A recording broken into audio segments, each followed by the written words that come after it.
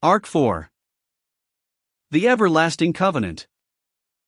Chapter 105, The Traveling Merchant's Trap. Garfield.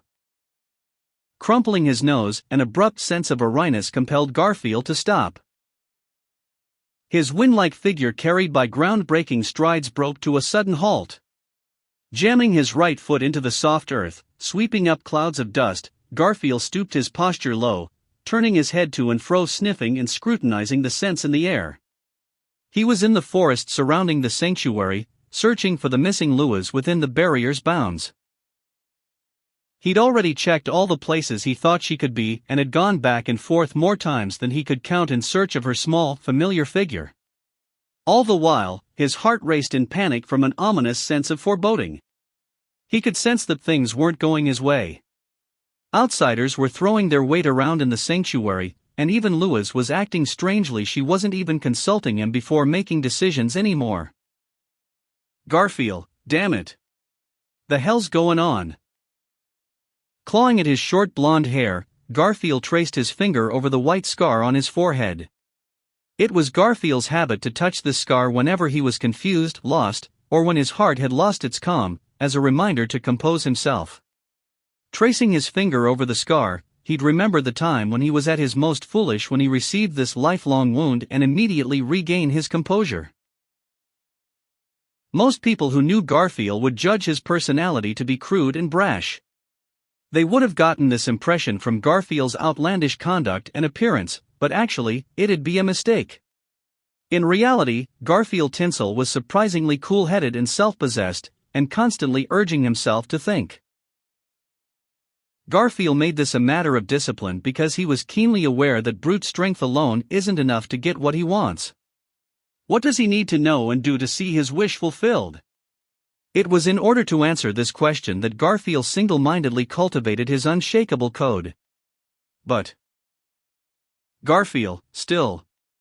Everyone's going around doing whatever fuck they like. TCH. In frustration and anguish, Garfield bared his sharp canine teeth, grunting. Indeed, the situation was slipping further and further out of his grip. But since unshakable codes required unshakable conviction, Garfield was terrible when it came to flexible thinking. All along, Garfield had only one answer, and one stance, towards the sanctuary's liberation. Regardless of the countless branching routes along the way, it was the one point on which he must never concede. And so, he had taken every possible care to think everything through to the end. But Lua's unilateral decisions and the outsider's underhanded tactics never figured into his considerations. Sadly, although Garfield never stopped thinking, he had neither experience nor any exceptional intellect to draw on. All he had was desperate tenacity, and nothing more. Garfield, HK. Taking a sharp sniff, Garfield's golden pupils narrowed into slits. Catching the scent, the hair on his back stood on end as he swiftly bent his knees, leapt and resumed his prowl. Stepping on tree branches and using them to launch himself ever faster and higher, he soared unbound through the foliage, chasing that scent. Garfield, all clumped together. The hellry they planning, ha! Clicking his fangs, he put his agitation to voice as he roared. Expelling a growl like that of a feline beast, Garfield's eyes blazed with rage. What his nose had caught was the stench of an exceedingly large assembly of organic beings. The stench of sweat, the stench of trodden grass and soil, the stench of tension seeping out of anxious human bodies, the stench. Garfield.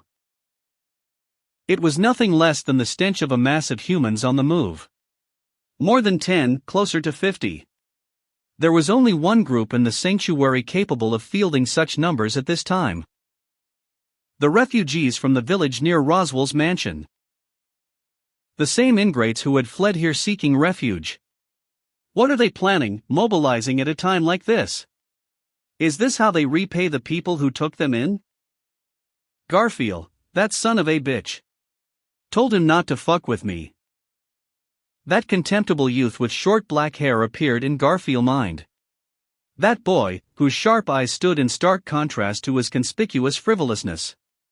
And yet his gaze was also occasionally lucid and piercing, as if he could see right through Garfield. That gaze, which always seemed to be looking towards some indeterminable place, reminded Garfield of another man he despised. And Garfield loathed him for it. No doubt, this youth whom he had never liked was behind all this. The refugees were moving at his instigation, that much was clear. For some inexplicable reason, they placed their overwhelming trust in this youth. He had no strength, no apparent special powers, and his only proficiency seemed to be his ability to prattle. As far as Garfield was concerned, he was the most loathsome, weak, foolish, and selfish creature in the world. But now, Garfield couldn't help but think that he should have dealt with him sooner.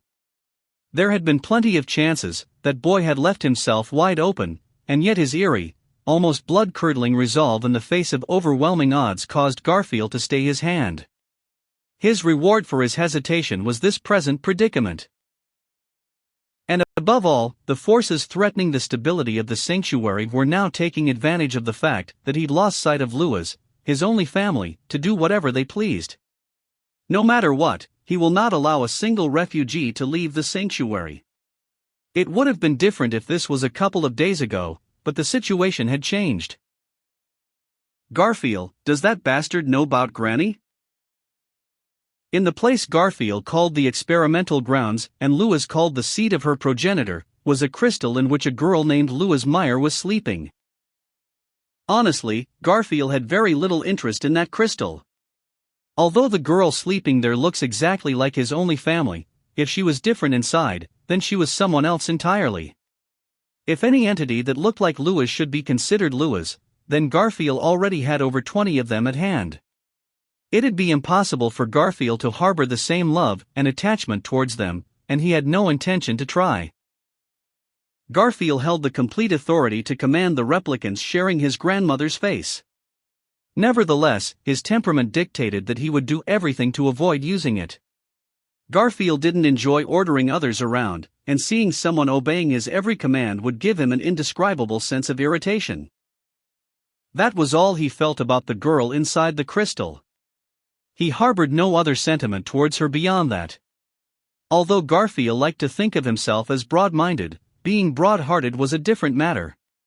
He never had much to give. He was just 2 arms, 2 legs, and a body. There was only so much he could offer, and it was important to choose whom he offered it to. And so, Garfield only cared for the people he loved. Garfield, so. If why think I'm gonna go gentle on ya, why couldn't he be more mistaken, why naive fucks? Kicking hard into the trunk of a tree, Garfield leapt high above the forest. He hugged his knees as he somersaulted through the air before touching down and sending up a torrent of fallen leaves in his wake. The earth caved beneath his feet, and the screeching brays of ground dragons filled the gaps between the trees.